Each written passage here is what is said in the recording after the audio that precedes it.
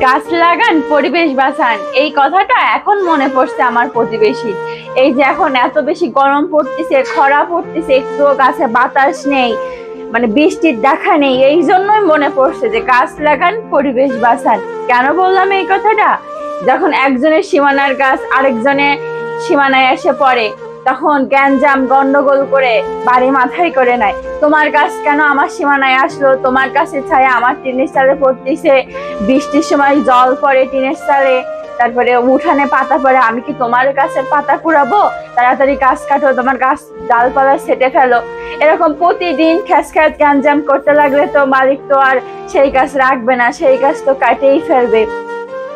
এখন এই যে খরার সময় আসে বুঝতে পারতেছে যে আসলে গাছটা কতটা বেশি দরকার ছিল। এখন এসে আফসোস করতেছে যে কত বড় একটা ভুল করছি, কেন আমি গাছটা কাটতে বললাম, কেন এত গ্যাঞ্জাম করলাম।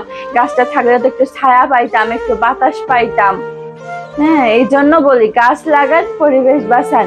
এই যে আত্মীয় স্বজন প্রতিবেশী, এরা সবসময় আমাদের কাছ থেকে নেবে। আমরা যদি 1 গুণ দেই, তারা 10 গুণ আমাদের থেকে বের করে নেবে, নিতেই থাকবে। মানুষ যত পায় তত একটা কথা আছে না, এরা ঠিক সেরকমই। যত আমরা দেব, ওরা ততই আমাদের কাছ থেকে বের করে নেবে। কিন্তু গাছ গাছ কিন্তু আমাদের থেকে কিছুই নেবে না।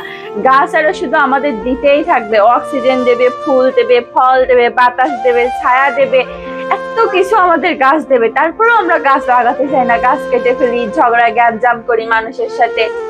গাছ লাগান পরিবেশ বাঁচান। আমার তো আসলে খুব একটা স্বপ্ন, যদি ভগবান কখনো দিন দেয় অবশ্যই স্বপ্নটা পূরণ করার চেষ্টা করব। ছোট্ট একটা বাড়ি হবে, বাড়ির চারিপাশ দিয়ে ফল গাছ ফুল গাছে ভরে থাকবে। তো দেখি ভগবান যদি কখনো দিন দেয়, অবশ্যই আমি চেষ্টা করব ভালো কিছু করার।